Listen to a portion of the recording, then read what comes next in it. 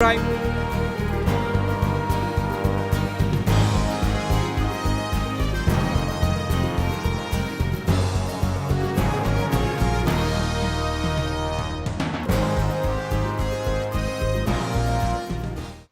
Break के बाद एक बार फिर से आप सभी का स्वागत है। प्राइम एजेंडा देख रहे हैं आप और प्राइम एजेंडा में आज हम ये समझने की कोशिश कर रहे हैं अपने संवाददाताओं और अपने पैनलिस्ट के जरिए कि 15 दिन के ऑड इवन के ट्रायल में दिल्ली को क्या हासिल हुआ, क्या हम पर्यावरण को लेकर थोड़ी सोच बदलने में क्या एक कदम भी आगे बढ़ पाए हैं। दो जगह से प्रतिक्रियाएं हमने आपको दिखाएं कि प्रीत विहार में जो लोग हैं वो क्या सोच रहे हैं और कनॉट प्लेस में लोग क्या सोच रहे हैं। आर्यन द्विवेदी हमारे संवाददाता चांदनी चौक से हमारे साथ जुड़ चुके हैं और स्टूडियो में हमारे साथ मशहूर पर्यावरण विद कृष्ण मित्रू साहब जुड़ चुके हैं। दोनों ही लोगों का बहुत स्वागत है। हम मित्रू साहब के पास जाएं, हम जरा आर्यन का रिएक्शन लें इस मुद्दे पर। इससे पहले अपने दर्शकों को ही बता दें कि 8:30 बजे साधना प्राइम न्यूज पर दिल्ली के परिवहन मंत्री गोपाल राय को सुनना मत भूलिएगा। इस ऑड इवन 15 दिन के इस ऑड इवन फॉर्मूले पर उन्होंने क्या असेसमेंट किया है, क्या टिप्पणी की है, यह जरूर देखिएगा। अब हम जरा आर्यन के पास जाते हैं। आर्यन, हमने देखा कि प्रीत विहार में लोग नाखुश हैं, जितने भी लोग वहां मौजूद हैं, जबकि वाजिद जिस तरह के रिएक्शन हम तक पहुंचा रहे हैं, लोग खुश हैं, लोग ये मान रहे हैं कि नहीं अच्छा है और इसे आगे होना चाहिए। चांदनी चौक में जहां आप मौजूद हैं वहां लोग क्या कह रहे हैं, खुश हैं या नाखुश हैं? जल्दी से। जी हाँ, आज ये ऑड इवन का आखिरी दिन था और चांदनी चौक में बात की जाए लोग काफ़ी खुश हैं। यहाँ पे देखिए कि ऑड इवन का जो फॉर्मूला है वहाँ ट्रैफिक तो कम हुआ ही हुआ है और साथ में पोल्यूशन भी कम हुआ है। कई लोग ऐसे भी है जो बताना चाहेंगे यहाँ पे किस तरह का उनको क्या फ़ायदा मिला। आइए हम उनसे जानते हैं कि उनको ऑड इवन से कितना फ़ायदा मिला है। हमारे साथ यहाँ पे जुड़े हुए जिनसे हम बात करेंगे कि ऑड इवन का कितना फायदा मिला हुआ है। पूरी तरह से यहाँ पे चांदनी चौक में भी काफी लोग खुश हैं। आम आदमी पार्टी जो अरविंद केजरीवाल ने फॉर्मूला निकाला था कि ऑड इवन काफी सक्सेस दिख रहा है। चांदनी चौक में भी जिस तरह ट्रैफिक रखता था, लोगों का कहना है कि यहाँ पे काफी राहत मिली है। जो पहले एकदम ट्रैफिक में लोग आधे आधे एक घंटे फंसे रहते थे, उसके अब थोड़ा कम हो गया, थोड़ा ट्रैफिक रिलीज हो गया। यहीं पे हमारे साथ कुछ लोग जुड़े, उनसे जानते हैं कि उनको कितना ही फायदा मिला है ऑड इवन का। आपको ऑड इवन से कितना फायदा मिला है? क्या ये आगे भी लागू होना चाहिए कि नहीं होना चाहिए? ये वैसे तो लागू होना चाहिए क्योंकि इससे बहुत ही है ना, प्रदूषण बहुत कम हुआ है थोड़ा बहुत ही, और इससे जो जाम की समस्या है वो भी थोड़ी कम हुई है। जी हाँ, जैसे को लोगों का भी वही मानना है कि पोल्यूशन तो कम हुआ ही हुआ है, साथ में जाम है। जो लोग घंटे भर फंसे रहते थे वो कुछ ही मिनट में अब निकल सकते हैं। जो ट्रैफिक की रफ्तार थी वो काफी पहले कम थी, अब जहाँ तेज होती स्मूथ होती है, लोग इजिली जल्दी पहुंच सकते थे। जहाँ 1 घंटे की जगह 2 घंटे लगते थे वहाँ इजिली पहुंच सकते हैं। बाकी कई और लोग हैं, उनसे भी जानेंगे ऑड इवन का कितना आपको फर्क मिला। ऑड इवन फॉर्मूला जो अरविंद केजरीवाल ने लागू किया है उससे कितना बेनिफिट आपको लगता है और कितना लॉस लगता है? ये तो साफ नज़र आ रहा है। आजकल सड़कों पर भीड़ नहीं है, सड़कों पर भीड़ नहीं है और इसका बहुत फ़ायदा मिला है। पोल्यूशन भी कम हुआ है। जब सुबह उठते थे तो काफ़ी धुंध रहती थी, इस धुंध ज़्यादा नज़र नहीं आ रही है। और जितने लोग का भी देखना है कि ऑड इवन फॉर्मूले से सभी को फायदा मिल रहा है, सभी कह रहे हैं इसका मानना आगे भी ये लागू होना चाहिए। अब ये देखना होगा ऑड इवन लागू होता है कि नहीं होता। पूरी तरह से दिल्ली सरकार के साथ सहमत है। ठीक है आर्यन, आप हमारे साथ रहे, चांदनी चौक से जुड़े रहे, हम आगे भी आपके पास रिएक्शन के लिए आएंगे। नैन्सी आप भी बनी रहे, वाजिद आप भी हमारे साथ बने रहे। मित्रू साहब, सबसे पहले तो हम एक पर्यावरण विद की नजर से जानना चाहते हैं कि 15 दिन कैसे गुजरे, उसके बाद बाकी सवाल सर। देखिए, ये 15 दिन में काफ़ी लोगों को दिक्कत तो आई होगी, लेकिन बेसिकली बात यह है कि इससे पर्यावरण को बहुत फ़ायदा हुआ है, पोल्यूशन बहुत कम हुई है और 15 दिन के अंत में बहुत से लोग 60 से 70% लोग इस मुहिम से खुश हैं। सिर्फ दिक्कत यहाँ पे आ जाती है, जहाँ तक कि मेरा अपना एक्सपीरियंस है, मैंने अपना देखा है पिछले 15 दिनों में। सरकार तो जो कर रही है, सरकार ने ठीक काम किया, अच्छा प्रपोजल है। यहाँ पे आके लोगों का सहयोग सरकार के प्लान से ज़्यादा ज़रूरी है। ठीक, जब तक लोगों का सहयोग नहीं होगा आप पूरी तरह से इस मुहिम को नहीं लगा सकते।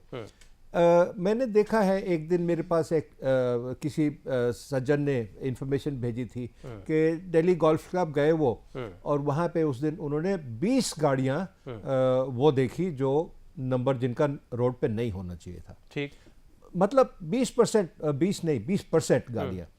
अब ये है कि लोग जिद में या अपनी वो दिखाने के लिए कि मैं हूँ, गाड़ियाँ ले आते हैं। कोई ना कोई बहाना करके ऑड की जगह इवन, इवन की जगह ऑड गाड़ियां ले आते हैं। ठीक। नंबर 1। ठीक है सर। नंबर 2, जो मेरा सबसे बड़ा एक्सपीरियंस ये रहा है, जो ट्रैफिक जैम अभी होता है आज की तारीख में, ये 15 दिनों में जी। ये चौराहों पे होता है जहां पे ट्रैफिक टर्निंग होती है। उसकी वजह यह है कि ट्रैफिक कंट्रोल नहीं है। पुलिस की जो कंट्रीब्यूशन है इसमें हद से ज्यादा जरूरी है। ट्रैफिक क्रॉसिंग्स पे ठीक है सर। पुलिस की अगर थोड़ी और मदद मिल जाती तो ये मुहिम ज्यादा अच्छी चलती। और भी सवाल हैं जो हम लेकर आपके पास आते हैं। हम जरा पंकज जी समझना चाहते हैं, ब्रेक पर जाने से पहले हम जो चर्चा कर रहे थे कि जो अवेयरनेस जिसकी जरूरत है, क्या हम वो हासिल कर पाए हैं, या फिर जैसा कि हमारी मानसिकता है कि जब तक हम पर कोई कोड़ा नहीं पड़ता या जब तक हम बिल्कुल खतरनाक स्तर तक नहीं पहुंच जाते तब तक नहीं चेतते, वैसी स्थिति है? क्योंकि ज्यादा जरूरी है वो जागरूकता पर्यावरण को लेकर जो अभी मिसिंग दिखाई देती है। देखिए, मैं जितनी भी जगह घूमा तो इस बात को तो मैं दावे के साथ कह सकता हूं कि सरकार ने जो भी फरमान लागू किए जी, दिल्ली और एनसीआर के लोगों ने मैंने बढ़ चढ़कर उसमें हिस्सा लिया और अपना समर्थन दिया। कुछ गलतियां रही होंगी, हुई होंगी, सबको पता है, होती ही हैं, मगर अधिकतर लोगों ने इसका समर्थन दिया और सहयोग दिया, यूं कह लीजिए। अब सरकार की बारी है कि सरकार को जो करना चाहिए कि उनकी दिक्कतों उनके साथ बैठे और उनकी दिक्कतों को समझे और सुलझाए, तभी वो इसको दोबारा वो चला पाएंगे और उसका वो रिजल्ट ले पाएंगे। एक बात, अभी आपने कहा कि कानून का डंडा से ही पालन होगा। देखिए, कानून जो है 2 तरीके से पालन होता है, एक रिस्पेक्ट से और एक खौफ से।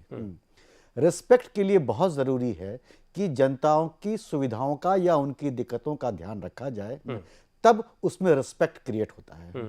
और जो तोड़ने वाले होते हैं उसके लिए जब सजा इतनी मुकर्रर की जाए ना, जिससे कि उनके अंदर खौफ हो, तो रिस्पेक्ट और खौफ दोनों के कॉम्बिनेशंस को बनाने के लिए जरूरी है कि आने वाली दिक्कतें जो आई हैं इस 15 दिनों के अंदर में, उस पर सरकार सोचे और बगैर पब्लिक ट्रांसपोर्ट के इंप्रूवमेंट के पब्लिक कितना भी सपोर्ट करना चाहे वो सक्सेस नहीं हो सकता। ठीक है सर, पब्लिक ट्रांसपोर्ट समय थोड़ा कम है, हम छोटे छोटे रिएक्शन के लिए जरा अपने संवाददाताओं के पास जाना चाहते हैं कि अब आगे क्या चाहते हैं दिल्ली के लोग, क्या सुविधा हो, फिर ये सिस्टम लागू कर दिया जाए, या फिर क्या नहीं चाहते हैं। सबसे पहले हम वाजिद के पास जाएंगे। वाजिद, अगर कुछ लोग आपके पास हो तो एक छोटी छोटी टिप्पणी चाहेंगे कि आगे क्या चाहते हैं, पूरी तरह से बंद कर दिया जाए या फिर इसे चालू रखा जाए लेकिन हमारी इन दिक्कतों का ख्याल रखा जाए।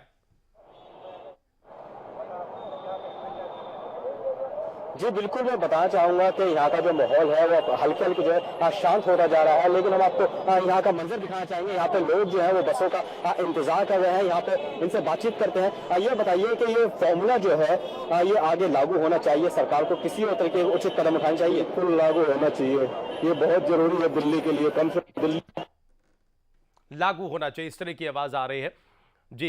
जरिए पॉल्यूशन को कम किया जा जाए और ट्रैफिक के ऊपर कंट्रोल किया जा सके, यही एक उपाय है जिसके तहत उनकी कंट्रोल किया जा सकता है।